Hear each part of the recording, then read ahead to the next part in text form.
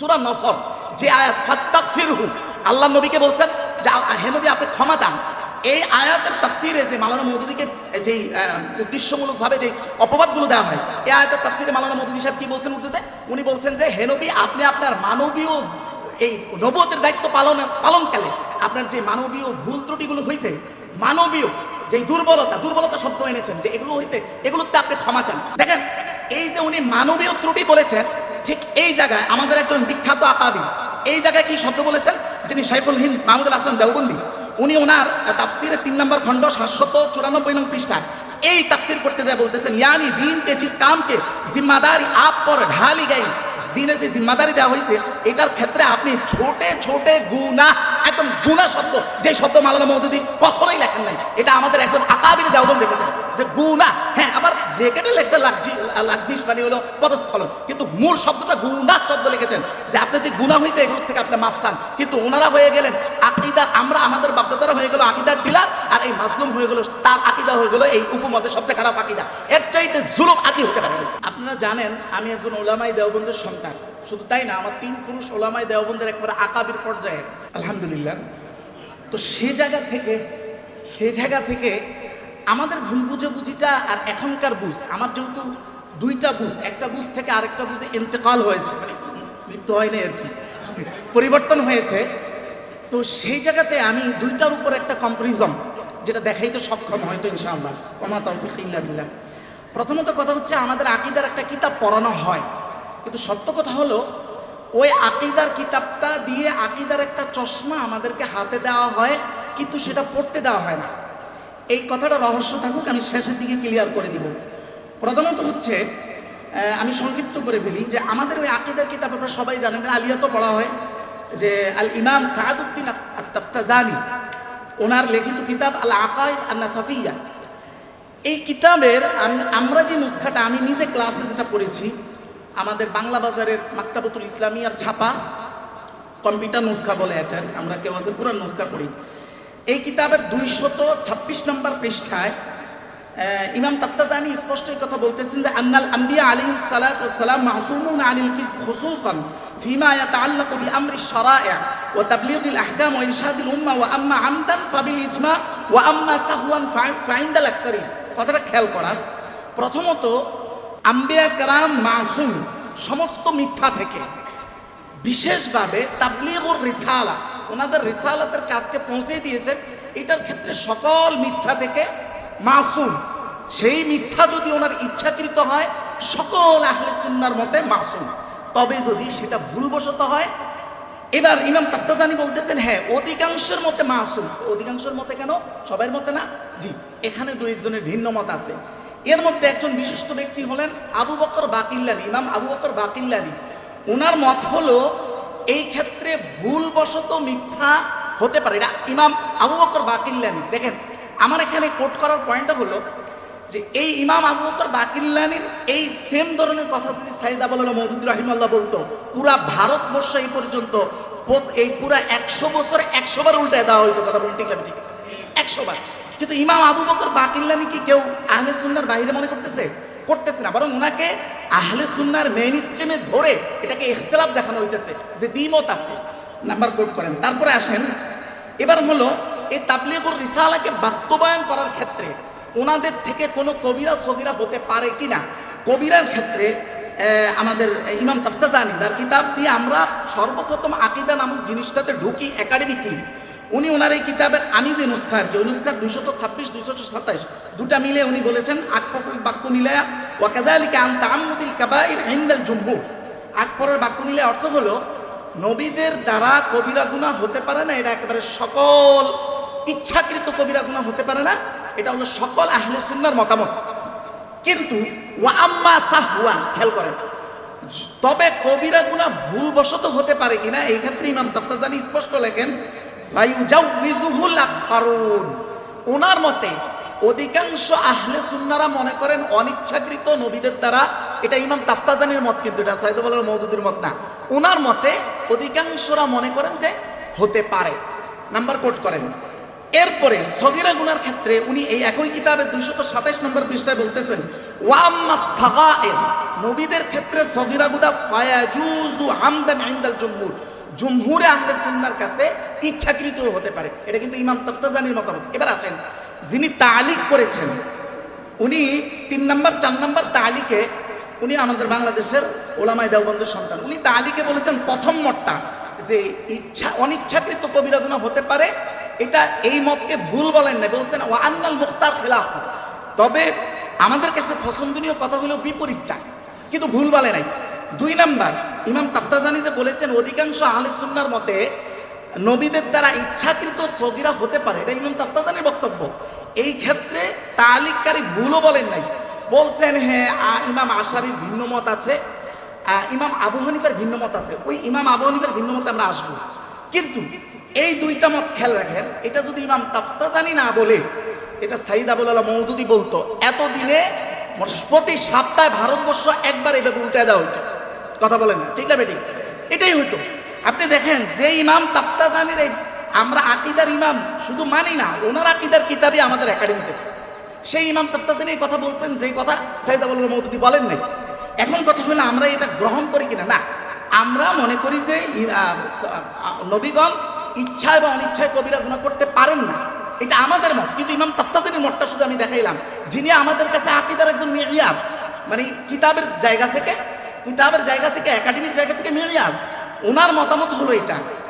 এবার কথা হলো ইমাম আবু হানিফার মতটা কি। এর আগে একটা বিষয় একটু ক্লিয়ার করা দরকার, আমাদের আসলে অধিকাংশ ছাত্ররা, আমাদের আহলে দেওবন্দের ছাত্র আমরা যারা আছি, এরা জানেও না নবীদের শরীরী সিদ্ধান্ত দেওয়ার ক্ষেত্র যে 2টা, এক নম্বর হলো ওয়াহি, 2 নম্বর ইজতিহাদ।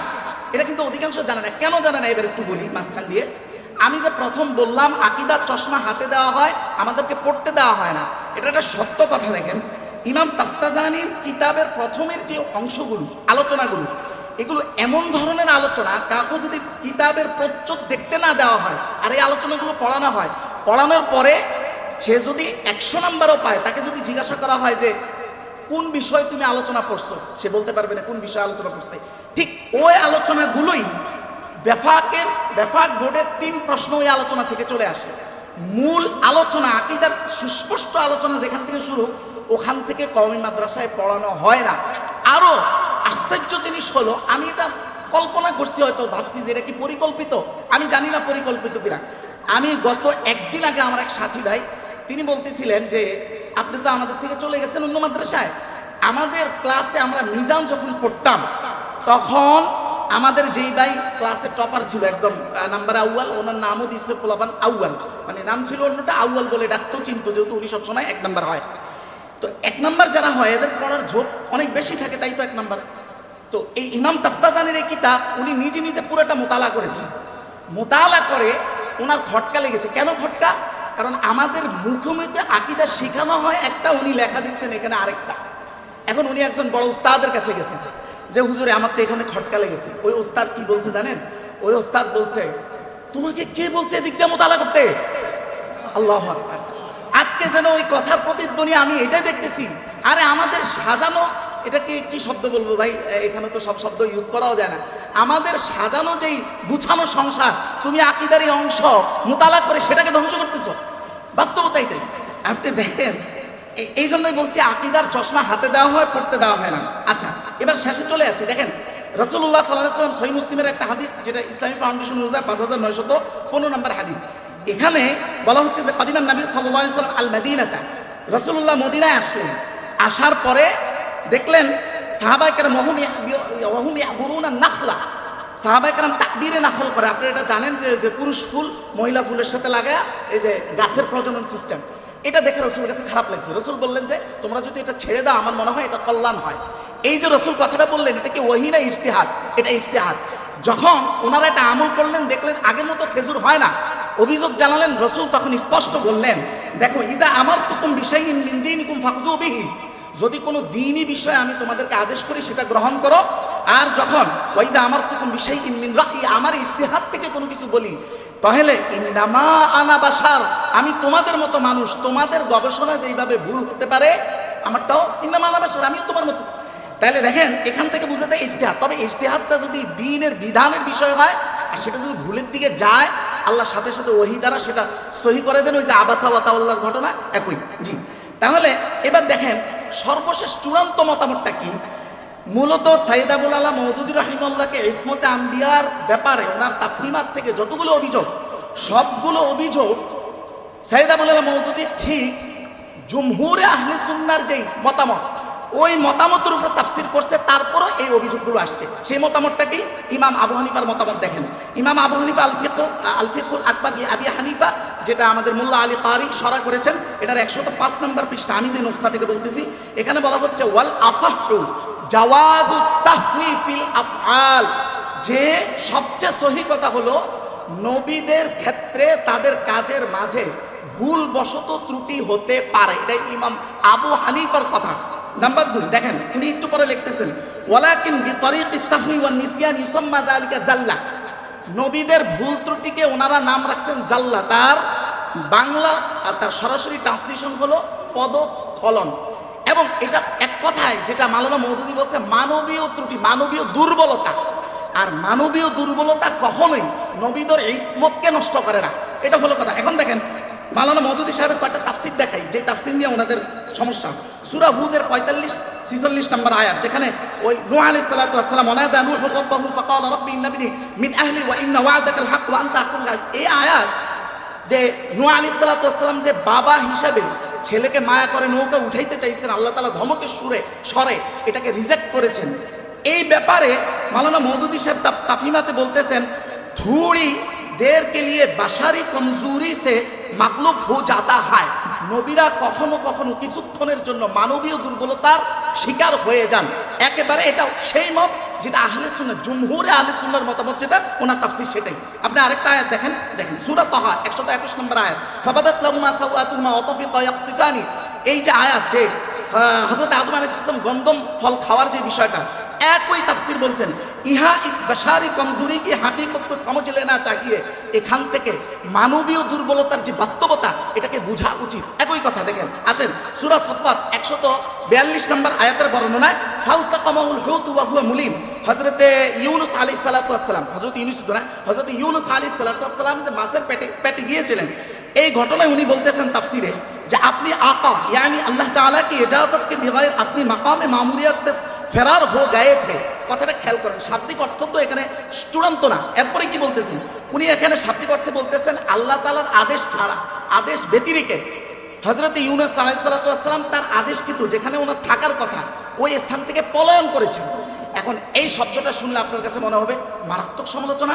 এবার দেখেন উনি কেন পলায়ন শব্দটা বলেছেন। উনি বলেন ইজ আবাকা ইলাল ফুলকিল মাশহুন। আবাকা শব্দটা আরবিতে ব্যবহারই হয় যখন যখন একজন হারাবাল আব্দু মিন রাব্বিহি, অর্থাৎ তার মনিবের থেকে যখন গোলাম পলায়ন করে তখনই একমাত্র এই আবাকা শব্দ ব্যবহার হয়। এখন কথা হলো আবাকা শব্দের এই তর্জমা কি শুধু সাইয়েদ আবুল আলা মওদুদী বলেছেন? দেখেন তাফসীরে বাগাবী, ইমাম বাগাবী তার 7 নম্বর খণ্ড, আমি যে নুসখা থেকে বলছি 60 নম্বর পৃষ্ঠা, এক স্পষ্ট ইজ আবাকা ইলাল ফুলকিল মাশহুন বলেই ইয়ানি হারাবা, একদম স্পষ্ট, মানে এটার অর্থ হলো হারাবা, পলায়ন করা। আপনি আসেন মাওলানা মওদুদী সাহেব যে এই যে পালায়নের কথাটা বলতেছেন, এটা কি একজন নবীর খেয়ানত বুঝাচ্ছেন, না সেই আহলে সুন্নাহর ঐক্যমত যে মানবীয় দুর্বলতার শিকার নবীরা হন, এটা চূড়ান্ত মত, এর উপরে কোনো মতামত নাই, উনি ওটাই বুঝাইতেছেন। এটা এই আয়াতের তাফসীর থেকে বোঝা যাচ্ছে না। একই ঘটনায় অন্য আয়াতে যখন তাফসীর করছেন দেখেন সূরা আম্বিয়া 84 নম্বর আয়াত, উনি বলতেছেন যে হযরতে ইউনূসের এটা খেয়াল হয়েছিল যে উনহুনে খেয়াল কিয়া, এটা ওনার মনে হয়েছিল যে এই মাকাম পর তো আযাব আনে ওয়ালা হয়, এখানে তো আযাব আসবে, আমার কওম যেহেতু রিসালাত মানে নাই আযাব আসবে, তো আযাব আসলে আমি নবী আমার তো একটা সেফ এক্সিটে চলে যাইতে হবে, এটা ভালো জায়গায় চলে যাইতে হবে। কিন্তু এটা ওনার ইজতিহাদের মধ্যে ওনার ব্রেনে এটা আসে নাই যে সেফ এক্সিট গ্রহণ করার আগেও তো আল্লাহর আবার আরেকটা আদেশ লাগবে, এইটা ওনার ব্রেনে আসে নাই। এই যে তাহলে এটা কি দাঁড়াইলো, ওনার খেয়ানত না মানবীয় ত্রুটি, মানবীয় দুর্বলতা, যেটা আহলে সুন্নাহর একেবারে চূড়ান্ত মতামত, এটার উপরে তাফসীর করেছেন। এবার সর্বশেষ দেখেন সূরা নসর যে আয়াত ফাস্তাগফিরহু, আল্লাহ নবীকে বলছেন যে হে নবী আপনি ক্ষমা চান। এই আয়াতের তাফসীরে যে মাওলানা মওদুদীকে যেই উদ্দেশ্যমূলকভাবে যেই অপবাদগুলো দেওয়া হয়, এই আয়াতের তাফসীরে মাওলানা মওদুদী সাহেব কি বলছেন উর্দুতে, উনি বলছেন যে হে নবী আপনি আপনার মানবীয় এই নবুয়তের দায়িত্ব পালনকালে আপনার যে মানবীয় ভুল ত্রুটিগুলো হয়েছে, মানবীয় যে দুর্বলতা শব্দ এনেছেন, যে এগুলো হয়েছে, এগুলোতে আপনি ক্ষমা চান। দেখেন, এই যে উনি মানবীয় ত্রুটি বলেছেন, ঠিক এই জায়গায় আমাদের একজন বিখ্যাত আকাবি এই জায়গায় কি শব্দ বলেছেন, যিনি শাইখুল হিন্দ মাহমুদুল হাসান দেওবন্দি, উনি ওনার তাফসিরের 3 নম্বর খণ্ড 794 নং পৃষ্ঠায় এই তাফসির করতে যায় বলতেছেন, यानी दीन के जिस काम के जिम्मेदारी आप पर ढाली गई, দিনের যে জিম্মাদারি দেওয়া হয়েছে এটার ক্ষেত্রে আপনি ছোটে ছোটে গুনাহ, একদম গুনাহ শব্দ, যে শব্দ মাওলানা মওদুদি কখনোই লেখেন নাই, এটা আমাদের একজন আকাবির দেওবন্দ লিখেছেন যে গুনাহ। হ্যাঁ, আবার ব্রেকেটে লেখছে লাক্সিস, মানে হলো পদস্খলন, কিন্তু মূল শব্দটা গুনাহ শব্দ লিখেছেন, যে আপনি যে গুনাহ হয়েছে এগুলোর থেকে আপনি মাফ চান। কিন্তু ওনারা হয়ে গেলেন আকিদার, আমরা আমাদের বাপদাদারা হয়ে গেল আকিদার ডিলার, আর এই মাজলুম হয়ে গেল, তার আকিদা হয়ে গেল এই উপমহাদেশের সবচেয়ে খারাপ আকিদা। এর চাইতে জুলুম আর কি হতে পারে? তাহলে এবার দেখেন, সর্বশেষ আমি শুধু গুনাহ শব্দ এখান থেকে না, আমাদের শাইখুল হোসাইন আহমদ মাদানী রহমতুল্লাহের একটা মাকতুবা আছে, এটাকে বলে মাকতুবাতু শাইখুল ইসলাম। এই কিতাবের আমি যে নুসখা নোট করছি, এই কিতাবের জিলদে আউয়াল প্রথম খণ্ড 266 নং পৃষ্ঠা, দেখেন গুনাহ শব্দ কিভাবে বলতেছে। উনি বলতেছে হযরতে মূসা আলাইহিস সালাতু ওয়াস সালাম যে রিসালাত পালন করতে গিয়া কি করছেন, হযরতে মূসা আলাইহিস সালাতু ওয়াস সালাম কিতাবুল্লাহ তো ফেক না, হযরত মূসা যে নিজের কিতাবকে এইভাবে ছুঁড়ে মেরে দিয়েছেন, এবং এরপরে ও কিতাবুল্লাহ जो खुद को दी गई, এটা ওই কিতাব যেটা ওনাকে দেওয়া হয়েছে, ওই শুবা নেই, কোনো সন্দেহ নেই যে কিস কদর বড় গুনাহ হয়, এটা কত বড় গুনাহ, এটা হোসেন আহমদ মাদানী বলতেছে। বলে উনি বলতেছেন, তবে যেহেতু এই গুনার জন্য ওনাকে কোনো শাস্তি দেওয়া হয় না, তার মানে এটা দেখতে গুনাহ কিন্তু গুনাহ না। তো দেখতে গুনাহ কিন্তু গুনাহ না, এই কথাটাকে তো এক ইসতিলাহ বা পরিভাষায় মাওলানা মওদুদি বলতেছেন মানবীয় দুর্বলতা।